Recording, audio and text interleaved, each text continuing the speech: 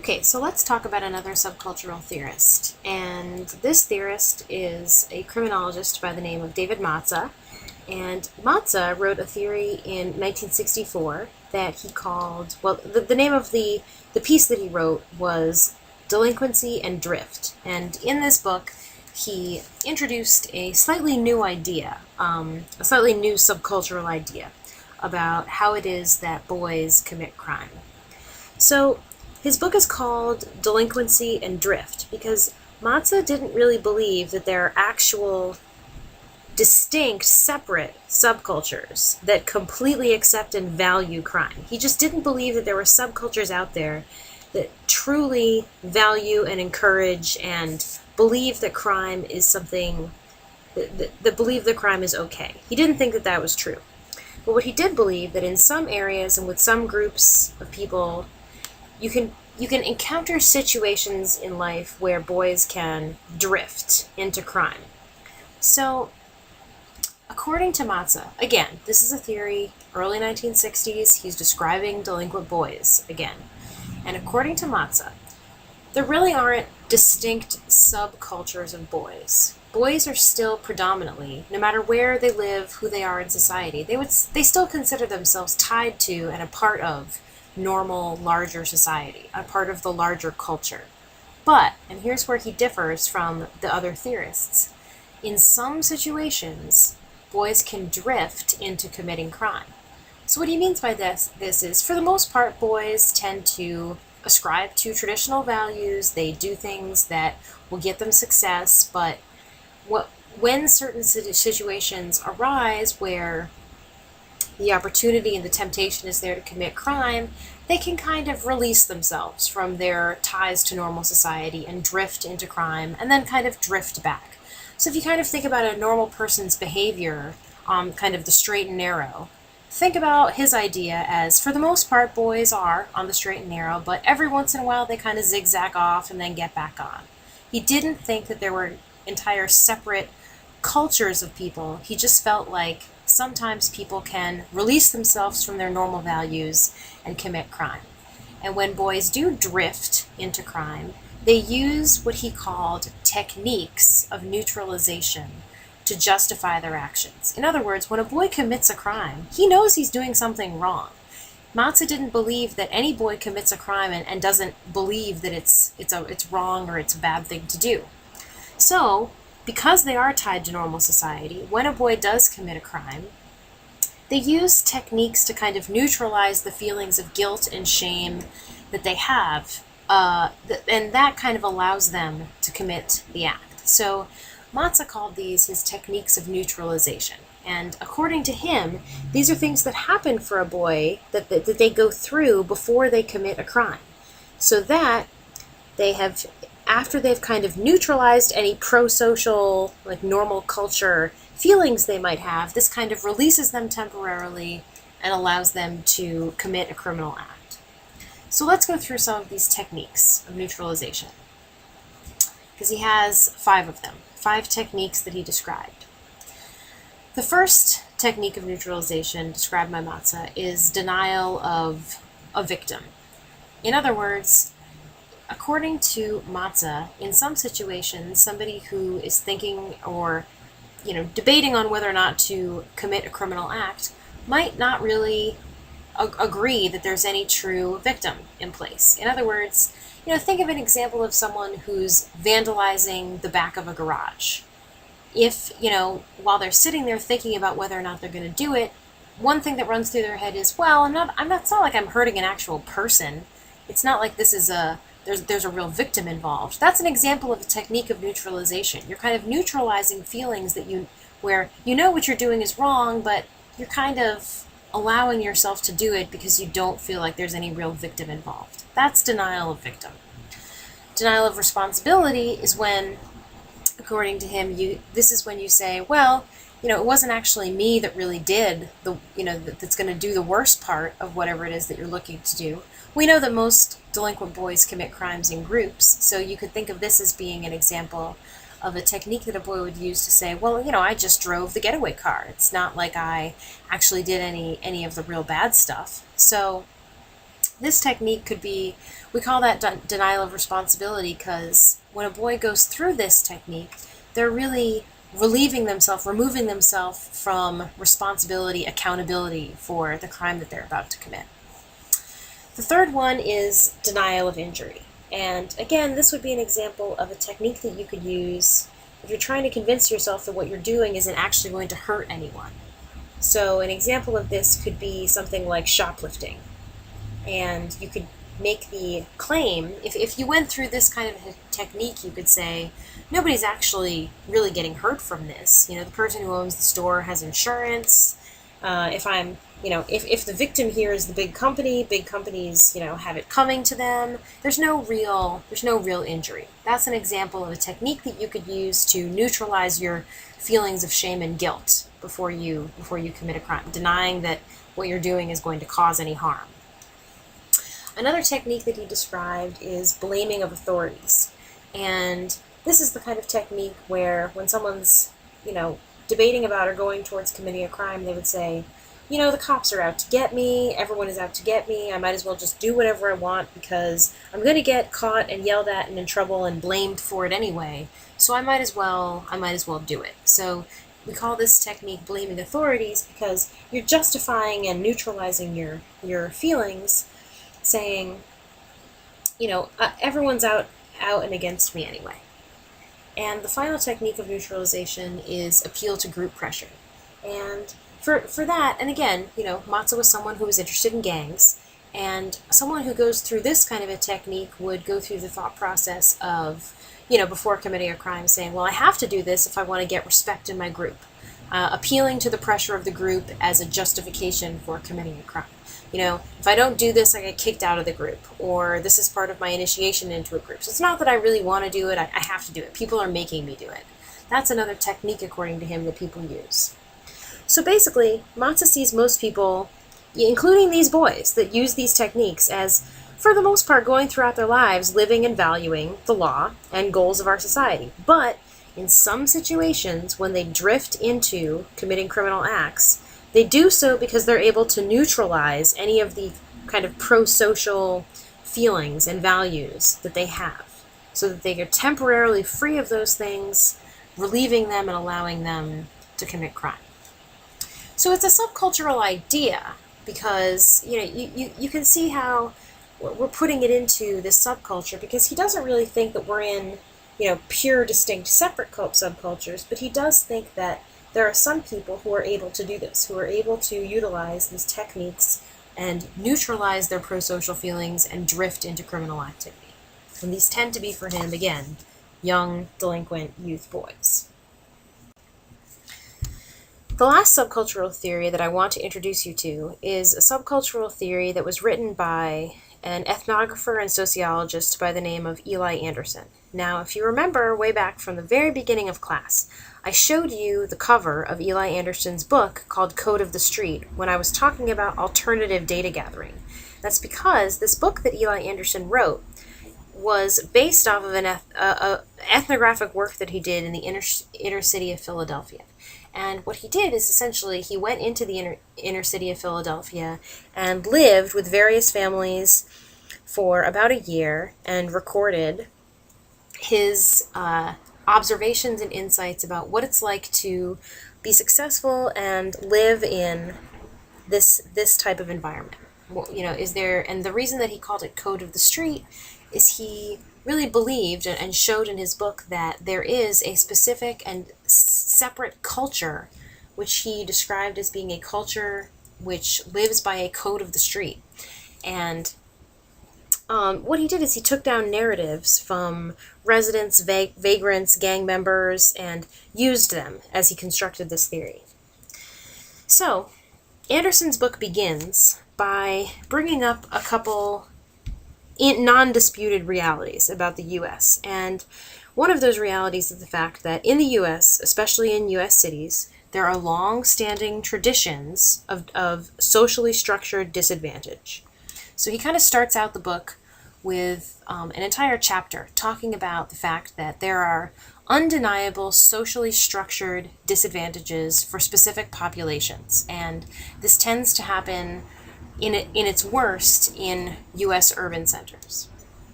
What this means is communities in inner city areas, which are predominantly made up of racial and ethnic minority members, do not have the same access to things like good schools, high-paying jobs, and many other socially driven factors. These areas are places that he also called places of concentrated disadvantage, because they are small pockets within cities where the conditions are extremely bad. So according to Anderson, there's a long-standing history of this in urban centers in the United States. And what has happened over time is this has created a sense of hopelessness and alienation amongst the citizens who have to live in these areas of disadvantage. Hopelessness that they can never rise out of these conditions, and alienation and feeling of segregation and separation from the rest of society who are able to go to good schools, get good jobs, etc. So, to deal with this disadvantage, according to Anderson, people in these areas of disadvantage have formed what he calls a code of the street which they live by.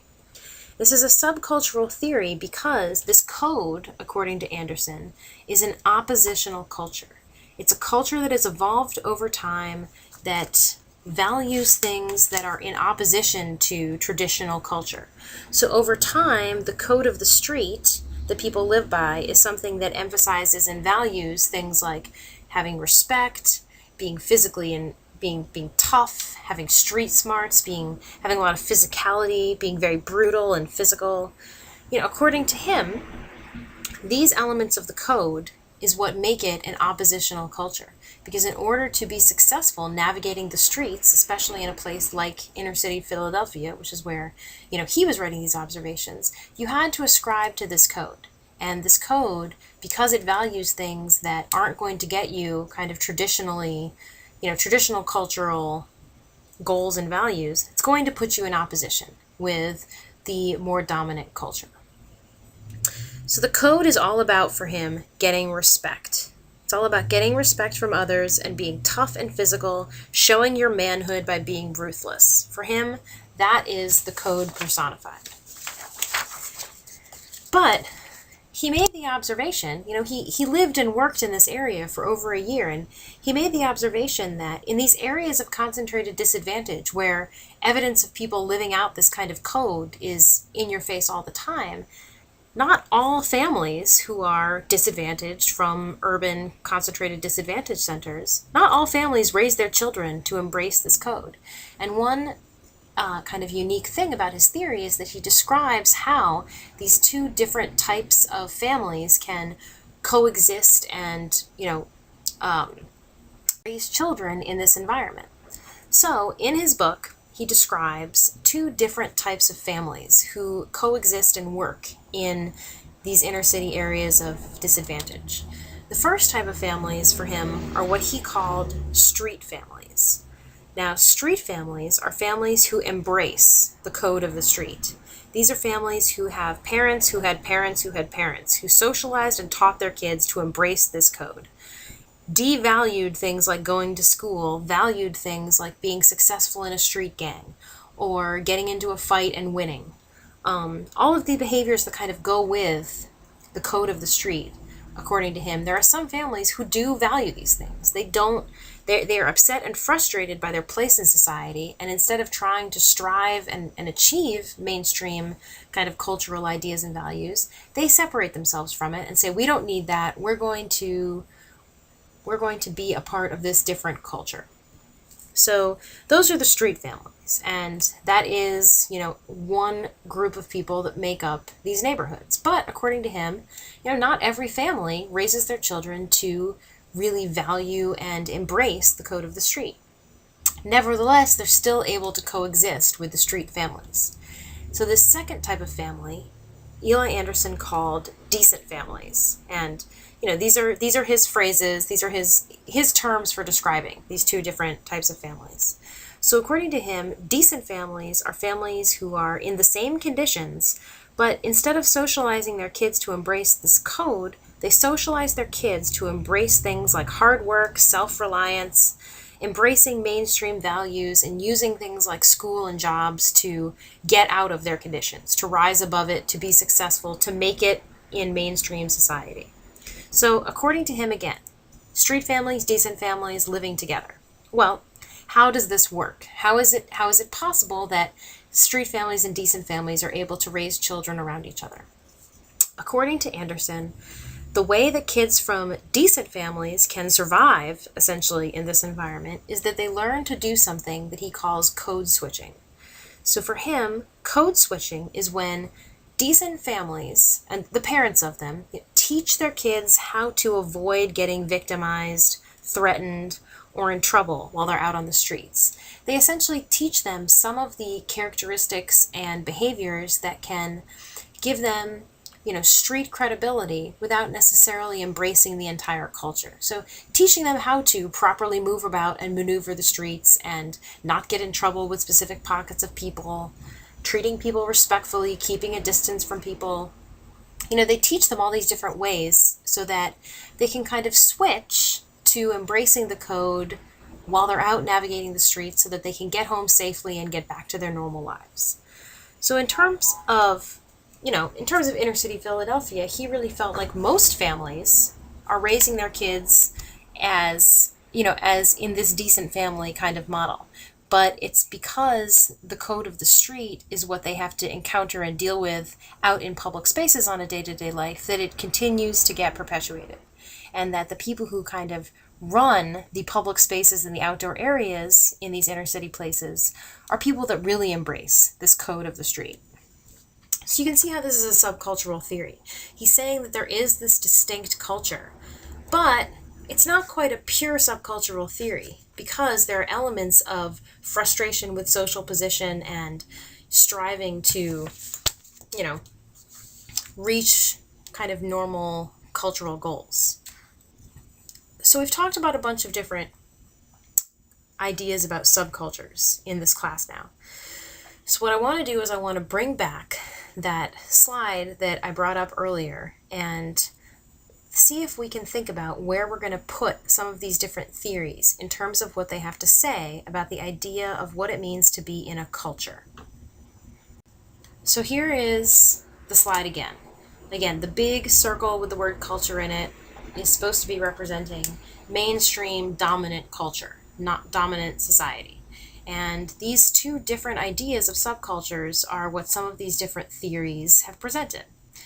So just think about it for a second. Where would you put a theory like Miller's focal concerns? Would you think of that as a completely separate theory? Would you think of it as something that it's not quite a pure subculture? What about the ideas of David Matza, Albert Cohen? Where would you put these guys? Would they be more in the subcultural idea that's completely separate, or would they be more with the ideas, would they go along more with the idea that subcultures are still kind of attached? So here is basically where I think that they should go. I really see the ideas of Miller with his focal concerns theory, that idea that there's a lower class subculture, and the ideas of Cohen and the ideas of Cloward and Olin as being at least a little bit more towards the pure, separate subcultural idea. I still don't even really think that Cohen and Cloward and Olin are truly arguing that there's actual distinct subcultures, because there are strain elements to what they're talking about. But when you think about those two early theorists, they were describing how delinquent gangs kind of form their own subculture. So in that way, these two guys at least seem to be presenting a picture that looks like this separate subculture apart from traditional society. And then in terms of the other two theorists that we talked about, Eli Anderson and David Matza, most people tend to put them as being more along the lines of a subcultural idea that hasn't quite completely broken free of dominant culture. In other words, people who are part of the subcultures in Anderson and Matza's work, they're still kind of attached to the dominant culture. They're not completely broken free from it.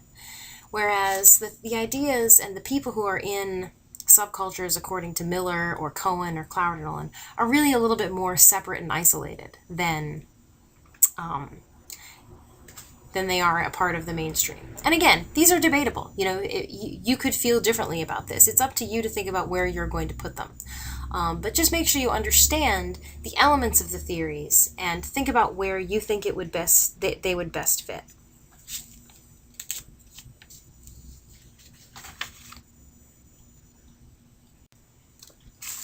Okay, so next time, in the next class, we're going to talk about another group of social process theories. Again, this is a couple lectures that are describing social process theories, and that term social process theories is actually describing a whole bunch of different theories. So today we talked about strain and subcultural theories, and in the next class we're going to talk about social process theories that have to do with neighborhood level influences. What about your neighborhood might influence the amount of crime you're committing? So for your reading, your reading for this is not in your traditional textbook. It is taken out of another book, which is posted on Blackboard, and it's written by two sociologists named Sean McKay. There's also a discussion article called Girls in the Gang, which describes the somewhat different and somewhat similar ways that girls have recently found themselves growing in numbers in youth gangs. So please read and come prepared, and I will see you next time.